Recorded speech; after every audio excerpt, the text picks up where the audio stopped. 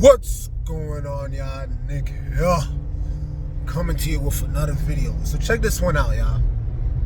So I've been really just thinking about the term pick me. I've been seeing it being thrown all over the place, and usually it's in the context of women who hate on other women whenever they seem to come to the defense of men.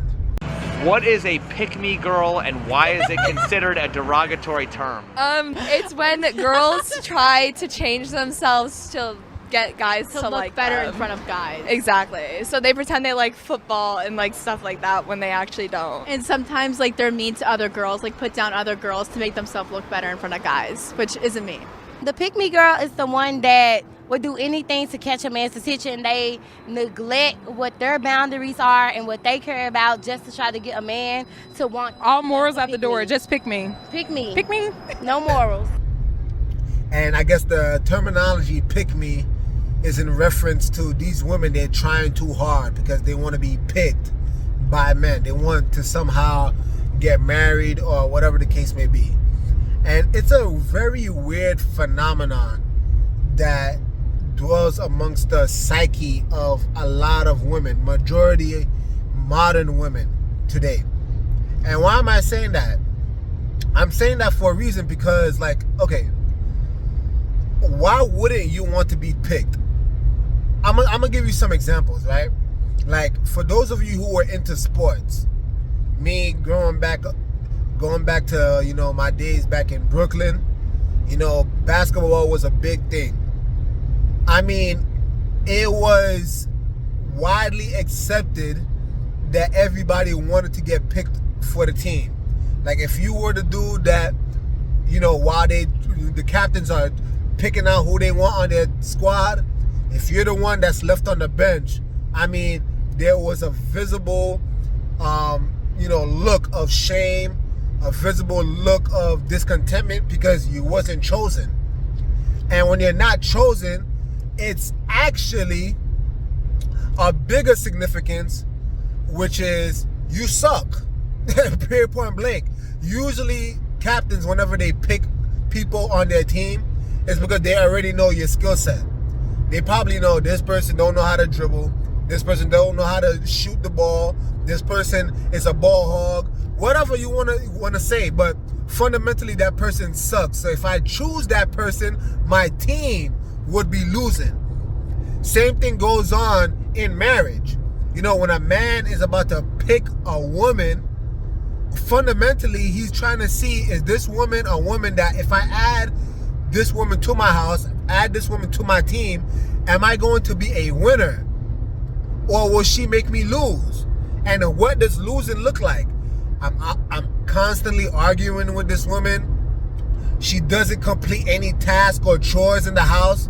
She's very high maintenance, so my money is always leaving my pocket, and I'm not actually, you know, getting an increase in my house. The children are left unattended. The list goes on and on, but when you choose a loser on your squad, the whole team gets affected. Why would a man want to bring a loser to his house?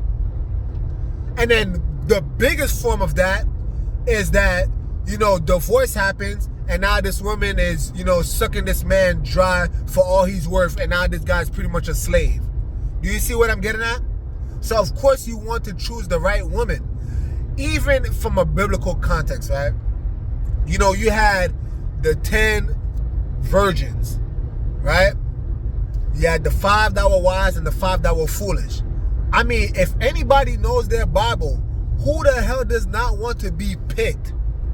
Do you actually understand the significance of being picked? I mean, the wise women that, you know, prepared oil in their lamp, when they were chosen, when they were picked by the bridegroom, aka Jesus, that is significance that they made it into the kingdom. Who the hell does not want to make it to the kingdom? Who does not want to experience eternal salvation, eternal joy, rest, peace? Do you get what I'm saying? So no, you want to be foolish. You want to live a life of frivolity. You want to do whatever the hell you want. And then when it comes down to meeting the bridegroom all of a sudden you want to go to all the wise people. Oh, give me some of your oil. No. That's what the wise virgin said. No, we're not giving you any of our oil. Because if we give it to you, we wouldn't have anything left for ourselves. You see, that's called being wise. And they were pick-me's. Yeah, they wanted to be picked. They wanted to be chosen. They wanted to have the right to enter the bride chamber, aka the kingdom. I don't understand this mindset. And it's like it must be a form of reverse psychology that these women are engaging in, where they try to throw that term, pick me. I mean, I think not only is it shameless, but it's pathetic. These women are straight up pathetic.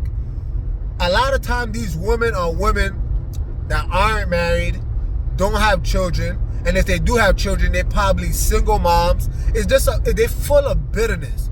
So then when you hear young girls that actually, have potential, young girls that don't have a high body count, preferably if they're virgins, young girls that actually want to submit to their man, then you have these older, bitter women calling them pick-me's. It's bizarre. It's truly bizarre. That's like me saying, bro, you want to make it to the kingdom? You want to be saved? Nah, man, just burn in hell. Now, when I put it in those terms, you can see how foolish it sounds, right? You can see how demonic it sounds, right? Bro, you want to play on the basketball team? Bro, just warm up the bench like me. Be a bench warmer. Fetch them some water. That's where the real glory is at. When I speak in those terms, I'm sure it sounds idiotic, doesn't it? I mean, why do you not want to be picked or chosen? I'm sure you guys get my point. Anyway, I would love to hear from you guys.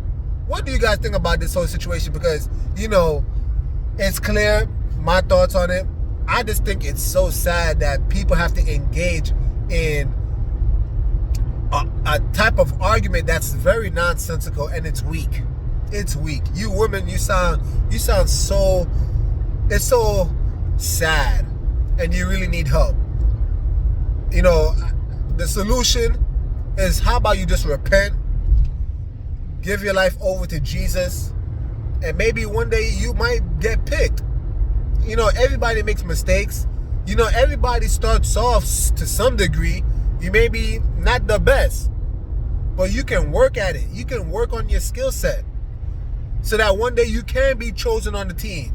You can repent so that one day Jesus Christ will bring you into the bride chamber.